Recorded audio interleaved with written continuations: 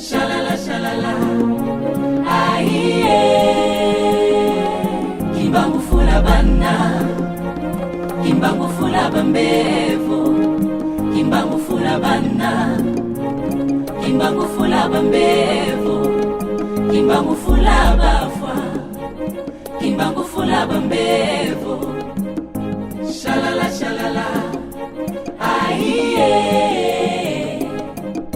Shalala shalala aye Shalala shalala aye Kimbangu fula bana Kimbangu fula bambevo Kimbangu fula bana Kimbangu fula bambevo. Mbote na balandi na biso ya émission Oyo Ama Ton Pays. Otolobaka linga ekolo na yo. En tout cas, na emoni selina ngai, tant to ya na émission Oyo, pour moi je me suis toujours dit que émission Oyo eza likambo ya motuya to lisolo ya motuya parce que eza lié na ekolo. Ekolo eza eloko oyo bazo sakana nango te to eza lisolo oyo bazo sakana nango te. Alors na pokwa na lelo na ekopesa mbote na bino ba abonné na biso nyonso pe mbote na savant na biso papa Mabwila. Alors Kimpavita Dona Béatrice dite Mandona, quel est ton dernier souhait? Je ne connais pas les pères de mon fils, puisque je n'ai jamais connu d'homme. À tous mes frères noirs qui vont assister à ma destruction dans un enfer de feu, je leur dis ceci: ma condamnation dans le feu n'est rien au regard que j'accorde à la vie et à la survie du peuple noir. Congolo Victor Gambela, Congolo Victor Gambela 500.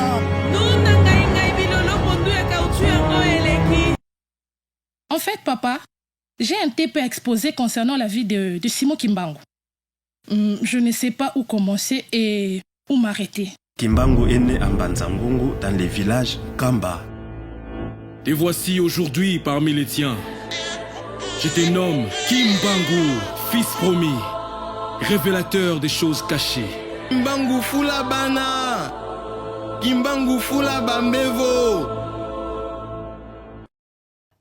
Posa na biso mingi ezali ete mokonzi ya mboka Félix Tshisekedi akoka ko récupérer ba savant na biso oyo bakomi ko chamayele na bango na mosala ya mondele, tandis que na gouvernement na biso toza na besoin ya ba savant pour que mboka ekoka kokende liboso makasi koleka.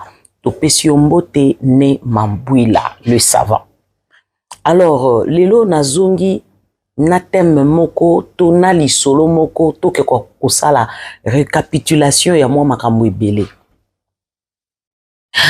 Ti nazo sala récapitulation oyo eza lié na ba émission o na uti ko sala ba question na bino ba suggestion na bino, je me suis dit c'est important na ko répondre bino parce que ezali linga ekolo na yo. Bozana droit ya ko réfléchir, vous en avez droit et à poser des questions. Mais une chose n'a insisté qu'à moi mingi.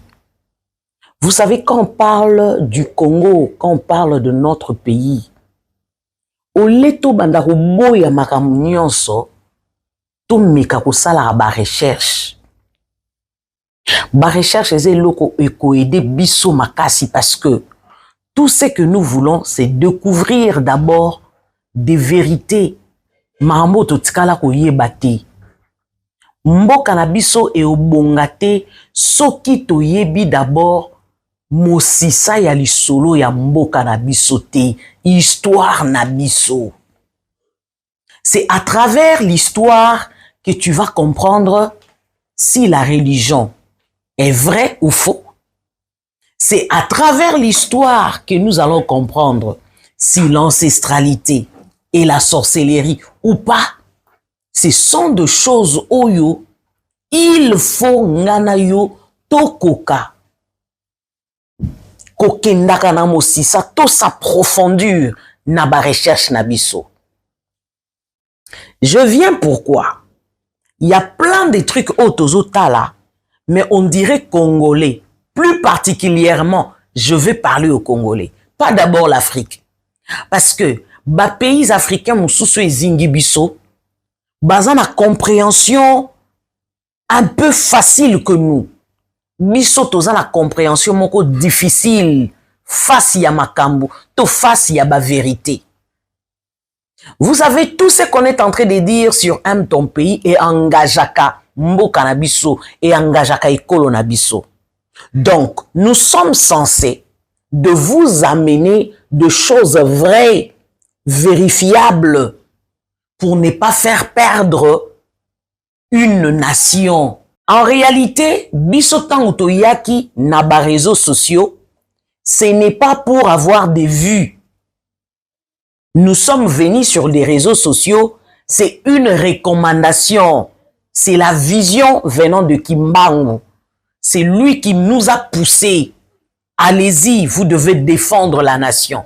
Parce qu'on est prophète de la nation si seulement on se bat pour la nation et on cherche à comprendre quelles sont les difficultés liées à ma nation et comment les résoudre. C'est pourquoi cette émission, elle est basée sur tout le domaine.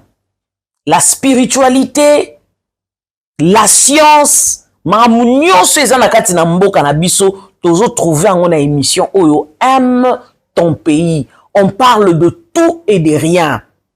Pourquoi?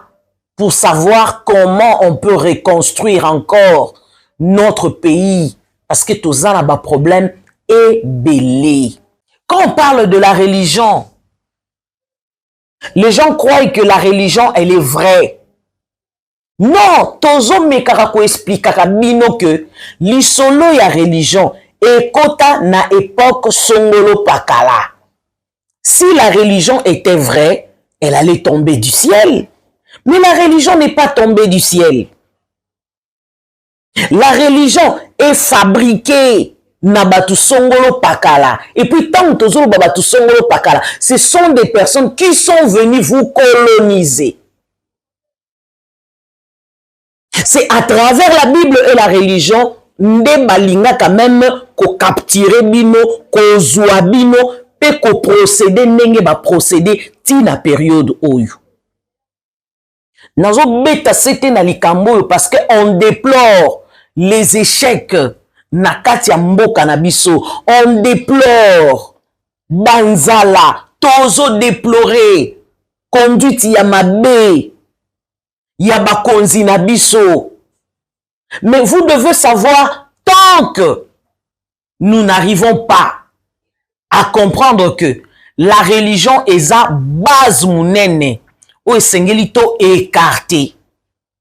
Et ça le portail, to fongoli portail, pour que to kota, to banda kolongo la biloko mususu, oyo bayela ki biso, oyo zo sala ke mboka na biso, etambola ndenge esengeli toko kakema. Toko baluka awa. Eloko yosalama ezate. Ezana ba misusu bason dimisama na religion pona bango religion de yangwana nzambe. Ezana batu musu bandimisami ancestralité nde nzambe. Divergence wana. Yab opinion. Toutes ces histoires vont retomber à la nation et nous allons pas permettre à la nation d'avancer. Nous allons pas permettre à la nation d'avancer. Et n'oubliez pas, la religion d'Enge Zawana, baye basimbi lisolo la religion, nous avons des très grandes pylônes na kati ya mboka oyo na lisolo la religion, mais ma batami. Même nanzela ya lisolo oyo ya bokoko ezana bato basali lokola balingi bakoma na lisolo ya bokoko soi-disant bazo sambela Kimbangu, mais le soubassement c'est la religion. J'ai vu les gens m'attaquer na ba réseaux sociaux parce que je parlais na règne ya ba kimbanguiste. Est-ce que vous savez au moins, l'isolo église ou ya bakimbangiste, ce n'est pas l'église auquel Kimbangu a fondé? Le fondateur de cette église, ce n'est pas Mvuluzi Kimbangu. Est-ce que nous le savons? Si ce n'est pas Mvuluzi Kimbangu, nde aza fondateur ya église ou. Comment voulez-vous vous faire avaler biso nyonso ke église wana ya bakimbangiste soubassement nango eza Mvuluzi Kimbangu? Mais soubassement nango eza Mvuluzi Kimbangu te. Parce que derrière cette histoire se cachent les Occidentaux. Tant on a lobby que je n'ai pas voulu tout dire, c'est pour éviter de problèmes. On a moka na biso, tant mutazo ya na vérité, mutuwana za mal vie. Mutuwana nde ba oluka, lo lenge nini ba koiki ko mettre fin na vie na ye, tandis que nous savons que likambo tozo loba eza vrai. Et tumba moko toza nango na kati ya mboka na biso eza ete tozo mona na mikolo na batata mikolo na bampaka na sekele ya mboka ya Congo na babu na ba vérité wana bovandi nango bozo préféré bokene nango juti na nkunda bokende ko rejoindre bakoko na biso. Comment bokolo bananga bolingi Congo? Comment bokoloba bolingi Fumu Kimbangu tandis que bozana ba vérité o esengeli peuple yoka mboka eyoka? Soki vérité ezali o bakoko yebisa biso na lolenge église ezala fondée baya ba yebisa biso ngo ouvertement, parce que le soubassement de cette église ce n'est pas Mvuluzi Kimbangu. Soyons quand même des personnes qui aiment les pays, peu importe qui nous sommes. Peu importe nos influences, otozanango na société, aimons le pays, essayez d'aider ces pays, parce qu'en réalité, plusieurs personnes vont partir. Bazan influence lelo, toko kende biso nyonso, toko kende rejoindre ba ancêtre plutôt. Mais bakoko na biso na bana biso torotika na sima. Vous croyez que barozala kaka na influence moko o biso tozala ki nango? Mais ces vérités là o bozo bomba, yango de koko libérer peuple. Yango de koko libérer Congo. Pourquoi toko tika la nase en prise? Ya bato babana ko coloniser biso ba décennie na ba décennie tozo continuer na lolenge wana. Tozo linga ko s'en débarrasser te biso moko tozo linga ko bimana sa minyololo wana te, parce que aujourd'hui je ne dirais plus que ba colonisateur wana bazaka na sima na biso en train de faire comme à l'époque, mais aujourd'hui comme une volonté na bino, parce que vous vous dites c'est ici qu'on gagne les pains, c'est ici qu'influence na biso ezo continuer na ya bana na biso ezo continuer to demeurer kaka boye. À un moment donné nous devons prendre conscience. Au lieu de menacer les gens dans les réseaux sociaux, bozala bato bokendo ko tuna même ba conducteur na bino soki baza bato bosolo baloba na bino vérité. Il y a l'église catholique qui est arrivée, toujours na sima mondele. Il y a les Michoni, il y a les Kimbangistes, il y a les tout ba nyonso tozo mona oyo. Ba kotise la biso église na mboka oyo eza moto mwindu te, eza mondele. Les Kimbangistes aussi inclus plutôt. Inclus. C'est la religion. C'est inclus. Mvuluzi Kimbangu s'est battu pour libérer ces pays, pour libérer la nation. Mvuluzi Kimbangu a été contre la colonisation. Mvuluzi Kimbangu s'est battu. Il a accepté de sacrifier son corps, sa vie, à sacrifier bon moïna mobimba, à balate, à botate. Donc, à cha vie na yeboe et kenda. C'est pour que aujourd'hui, nana yo, tobima, comme des âmes et des êtres sauvés, na o etali colonisation. Donc, quand je dois parler de Kimbangu, l'esprit de Kimbangu et sur tout le monde, oh, bazo croire que Mvuluzi Kimbangu est pour nous un sauveur. Parce que lui-même avait dit, yaza na kati ya l'église abatute baye oyo bakotanga mabana kimbangu eza baye bazali banda baye bakondimela ye. Mais nous avons des églises qui sont fondées sur de lourdes charges.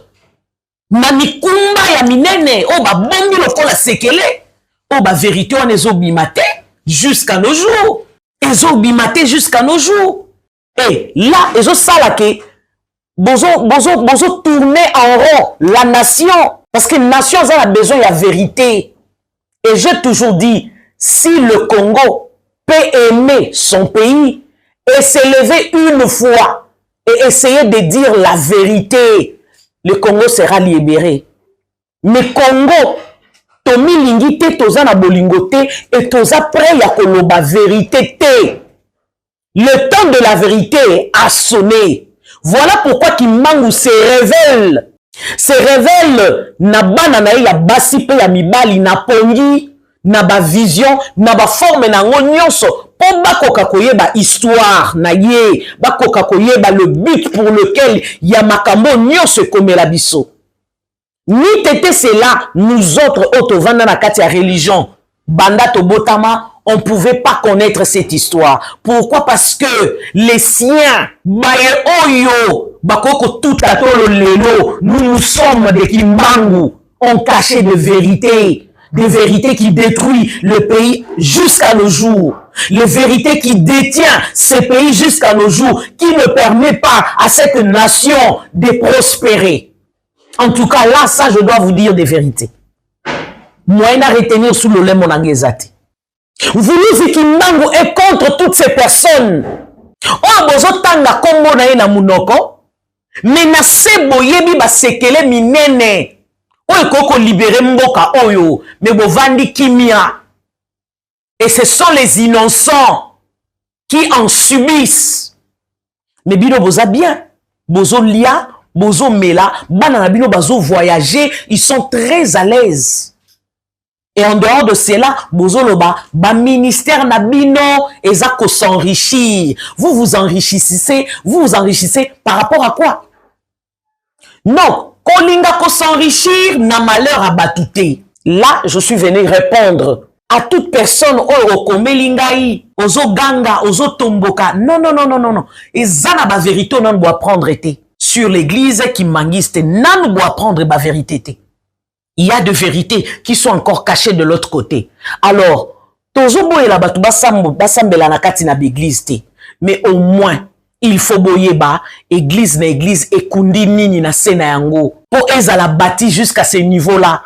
Pour influence au boza nango ezala tina niveau wana. Posez-vous des questions.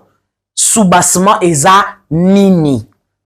Je dirais encore à propos de Mobutu, notre ancien président. Vous savez, dans notre pays, nous devons apprendre à respecter nos présidents. Pourquoi je dis nos présidents? Aujourd'hui, nous avons Félix Tshisekedi à la tête. Lobi na lobi okunape yepa koko cha mutu mususu o akokamba mboka oyo. Mais vous savez, pour une personne qui vous a dirigé 2 années et 2 années, moi, je pense que ce sont des personnes qu'on ne doit pas oublier na ba mémoire na biso, même na mémoire mboka na biso. Peu importe leurs erreurs. Na zongaka à chaque fois na lobaka, ba touchaka présidenté, ba kitisara président na CT. Pourquoi? Parce que ba koko ba pona qui est baché à la tête pour ba diriger biso. De la même manière, Lelo, Félix Tshisekedi, aza choisi azo diriger biso. De la même manière, Kimbangu aponaka Mobutu. Bakutana na yeboye akamba pe mboka oyo. Donc, nous avons besoin de lui pour certaines vérités. Tozana besoin na ye. Alors, si on a kota ki na réseaux sociaux, kopé sa espace na nkomo mwana Mobutu, abete la biso historique, c'est parce que je me suis dit, nous avons besoin de connaître toutes ces vérités. Parce que biso bana, tokotonga mboka o biso morote, tokotonga ngo na batata na biso, na bakoko na biso. Donc bakoko na biso, na batata na biso, soki eza na ba vérité o ba ebisaki biso te. c'est le moment, il faut bayebisa biso pour permettre biso na courage na biso na lolenge o biso tozaleli nango lelo tokoka ko travailler pour que mboka na biso ezwa sens o esengeli lobi totika bana na biso na Congo moko o ezali ya malamu. Alors nous prenons de la peine, nous venons ici tozo futa na bambongo na biso pour réaliser les émissions, parce que moi jusque-là, YouTube ne me paye pas encore, TikTok non plus. Alors, j'ai même mes frais pour na copier son information, pour na ko aider yo moi na ekolo, to koka ko kende liboso. Pourquoi? Parce que les réseaux sociaux et sungi biso, to koka ko défendre mboka na biso. Alors, prenons moins de temps, il y a qu'à bénéficier. Nata oyo, réseaux sociaux, et ça disponible pour nabiso. Toko kako sauver écolo yo. To bimise kolo na makamyon so eza ya molili. Parce qu'il y a plein de trucs dans notre pays. Oh, eza encore sombre. Eza sombre. Il y a de vérité. Oh, to banda ko yoka et bando choquer biso. Parce que toi, on attend un verso. Alors, tant aux oya vers bino, n'a information, boyamba biso malamu, pas de attaques, pas de menaces. Qu'on s'explique un peu. Si l'église kimbanguiste a un bon soubassement, et que le soubassement c'est une voulouzi kimbangu, tu ne trouves pas que nanga, nayo, tozaba gagnant? Mais si ce n'est pas le cas, nangana yo, toi ba perdant, likolo ya ba sentiment na biso, na ki fanatisme. Non, non. À un moment donné, toti kakozala ba fanatique. Tozo zala ba fanatique ya batu oyo qui détruit les pays, qui détruisent les pays, qui nous détruisent. Combien de chefs spirituels oh, bazo leke la biso na kati ya ba réseau avec les enseignements, avec tout ce qu'ils peuvent dire, menacer nango, bomba batu. Ce sont des sorciers armés, bomba batu, bazo détruire batu. Mais on est là. Toyebi ko se défendre te, toyebi ko longo la graine ya mabite, on ne sait pas déraciner le mal. Écoutez, Dieu ne va pas descendre pour déraciner le mal. Dieu nous a donné toutes les capacités. J'ai parlé sur l'énergie ici. Tu as de l'énergie, moi j'ai de l'énergie, ainsi de suite. Nous avons ces capacités-là de renverser le mal, de dire non, place ma bezali, et de remettre en place et makambo kokotonga mboka na biso sur le plan spirituel, social, na ba domaine tout. Nous ne pouvons pas accepter que le négatif et kokakozwa place et régner et détruire. Vous imaginez le nom na yo tozate torotika bana na biso na société nini. Tout réfléchir na société ni tozali. Toi na kati ya société oyo par où dans lequel tout n'a pas été dit, dans lequel tout est faux. Tout est faux, pas de vérité. Et vous voulez qu'une nation comme ça et kokakotambola malam. Mais non. En tout cas, na bondeli bino, ba chef spirituel, ba représentant, y a ba grandes églises, ba révérend, tout ce que vous voulez, ba konzi ya mboka, tout ce que vous voulez, parce que je me dis, même ba konzi ya mboka ba ebi ba vérité belé, ba lobango te ba kangi minoko. Bango bazwa avancer. Bon, c'est pelana ndenge na bango, bana na bango ba bénéficier. Mais on doit se dire des vérités qu'un jour, nangana yoto zalate to kene na mokili ya milimo. Bana na biso ba otikala na mokili ya mosuni na bakoko na biso. Vous savez ce qui va se passer? Guerre tozo banga ko sala lelo et ko sala maka. Vous voyez dans le Congo, na loba l'autre fois, nation oyo et senga guerre ezala pour que nation oyo ezala libérée totalement to mata to kita et tumbero bimaka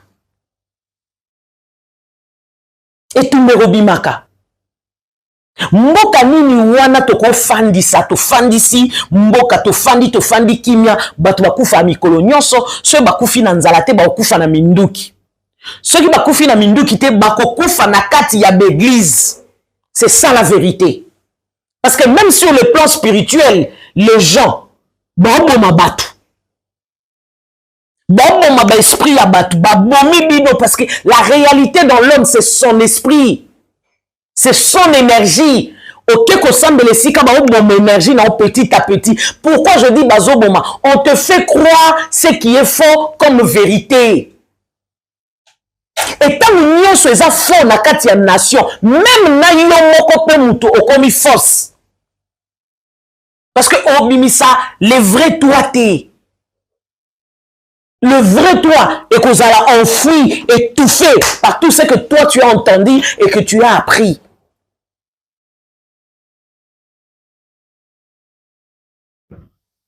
On parle, pour Mobutu, moi Mobutu, vous insultez. Vous insultez pourquoi? Si son histoire est fausse, il faut qu'on paie sa moutou, bénéfice, il y a doute. Toko kakokene na moutou wana tina souka. Parce que biso aweza aime ton pays. Tu as besoin ya mokonzi wana ya mboka aya. Parce que yende bakutana na mvuluzi kimbangu. Yende kimbangu apesa ka bokonzi.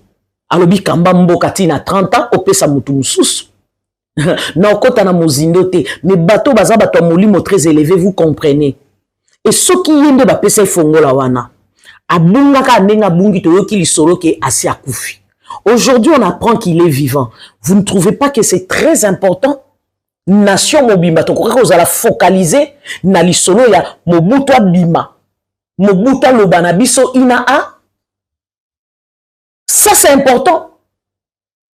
Parce que yé a yebi lisolo ya l'air au moment où bazwaki indépendance na bango ya lokuta, lui il les connaît. Histoire wana eza na kati na ye. Nyonso eza na kati na ye. Alors balandi na biso ya émission Aime ton pays. À un moment donné, toye bakozala batoyo mutu ezo sala. On réfléchit. On doit réfléchir. On ne doit pas commencer à réagir très mal. Nous, on dépense de l'argent. On a foutre à chaque fin du mois. Réalisateur. En dehors de cela, au somba pareil, ce n'est pas une messe à faire. Donc, on ne vient pas là pour danser.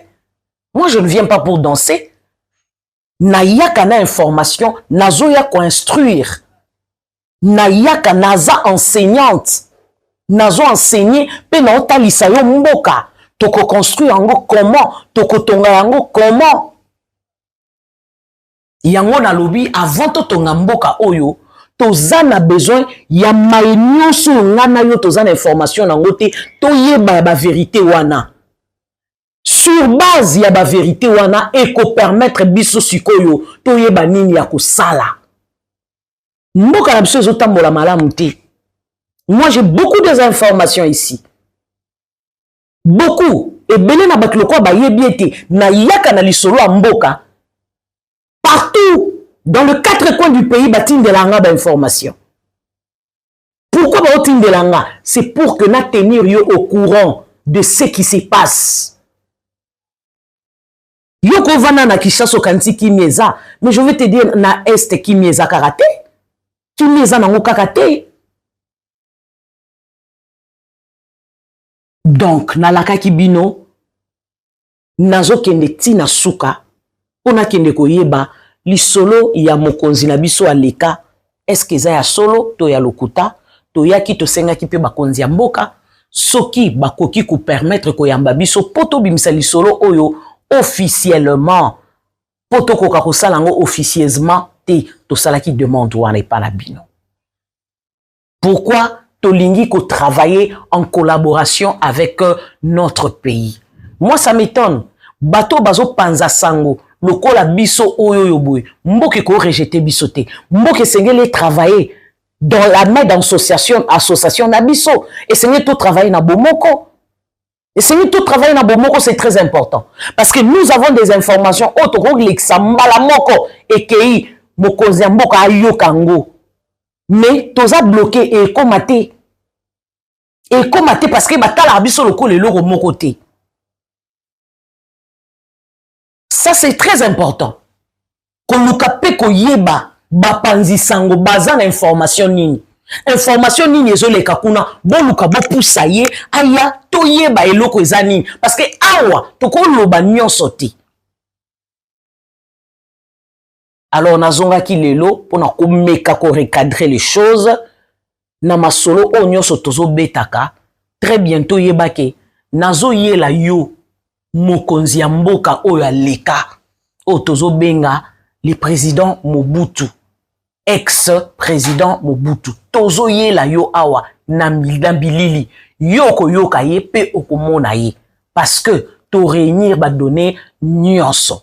Alors merci beaucoup na bino nyonso boyeba ki na kolanda émission oyo yeba ete na mboka na biso il faut oyeba kosala ba recherche na nyonso. Bima na kati ya sentiment et loko nyonso ba présentaka biso luko ke kote sou na mozindo si réellement elo ba présentaka yo ezali ndenge watna soko zwi nom donné te keba luka pe révélation parce qu'il y a plein de choses qui sont faux.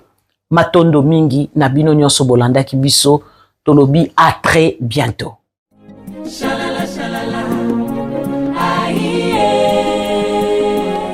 Kimbangu fula bana Kimbangu fula bambevo Kimbangu fula bana Kimbangu fula bambevo Kimbangu fula bafwa Kimbangu fula bambevo Shalala shalala aïe Shalala shalala aïe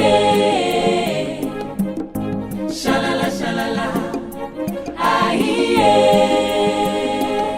Kimbangu fula bana Kimbangu fula bambevo Kimbangu fula bana Kimbangu fula bambevo